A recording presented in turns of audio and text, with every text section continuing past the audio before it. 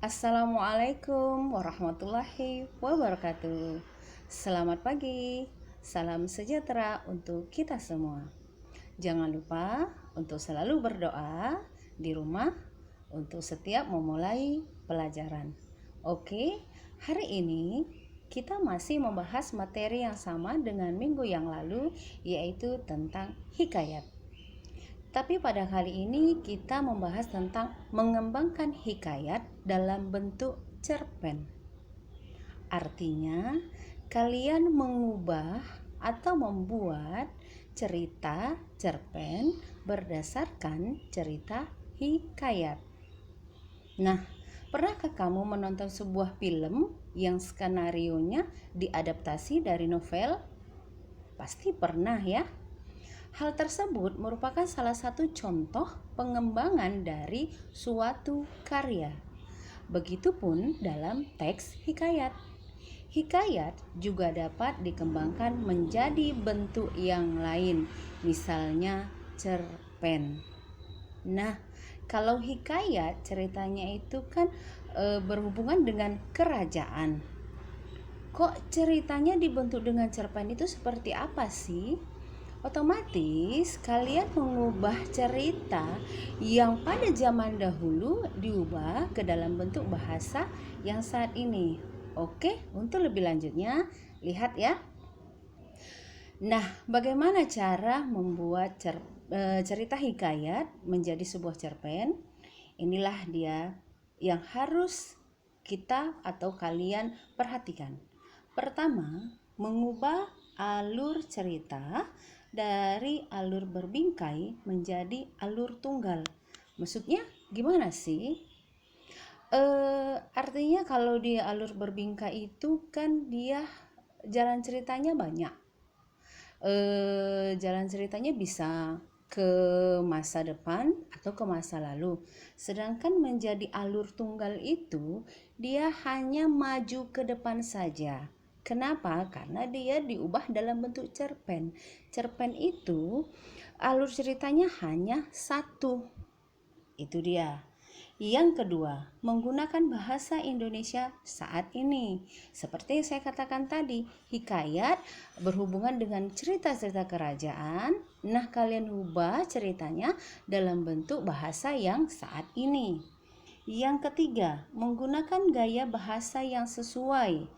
Artinya masih sama ya dengan yang nomor 2. Maksudnya di sini adalah bahasa yang kamu gunakan haruslah bahasa yang mudah dipahami baik diri kamu sendiri maupun bagi pembaca yang lainnya. Yang keempat, tetap mempertahankan nilai-nilai yang terkandung di dalam hikayat. Artinya walaupun kalian ubah cerita itu ke dalam bentuk cerpen, tetapi tidak meninggalkan pesan-pesan yang ingin disampaikan dalam cerita tersebut. Oke, sudah makin memahami?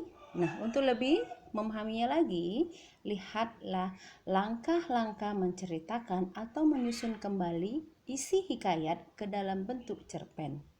Siswa harus membandingkan isi dan kaidah kebahasan hikayat dan cerpen. Kemudian mengubah isi hikayat ke dalam bentuk cerpen dengan langkah-langkah berikut. Yang pertama, analisislah gagasan-gagasan pokok dalam teks hikayat. Artinya, kalian bacalah cerita hikayat tersebut, kemudian kalian carilah bagian-bagian pokok yang pentingnya, kemudian kalian tandai. Yang kedua, gagasan-gagasan pokok tersebut buat menjadi sebuah sinopsis utuh. Artinya, setelah bagian-bagian penting atau pokok-pokok yang kalian tandai tadi, kalian buat sinopsis. Sinopsis itu adalah ringkasan cerita.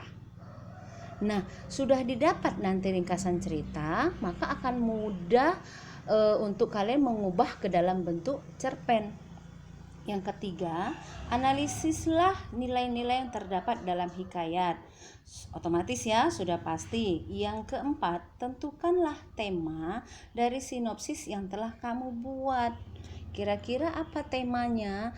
Cerita hikayat ini tadi idenya itu kemana dianya? Maka kalian buat untuk memudahkan juga dalam pembuatan cerpen kalian. Yang kelima, buatlah poin-poin alur dan tema tersebut sehingga menjadi kerangka cerpen. Artinya kerangka poin-poinnya tadi satu. Saya kan pernah dulu untuk kalian membuat eksposisi ya, kalau tidak salah ada kerangka-kerangka yang harus kalian perhatikan.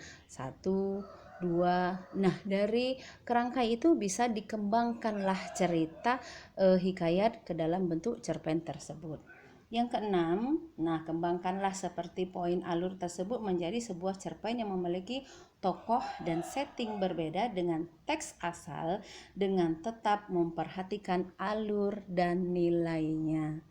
Oke anak-anak, mudah-mudahan kamu bisa memahaminya ya, cara mengubah cerita hikayat ke dalam bentuk cerpen. Ingat sekali lagi, cerpen alurnya satu dan tokohnya satu. Oke, saya akhiri. Wabillahi taufiq wal hidayah. Assalamualaikum warahmatullahi wabarakatuh.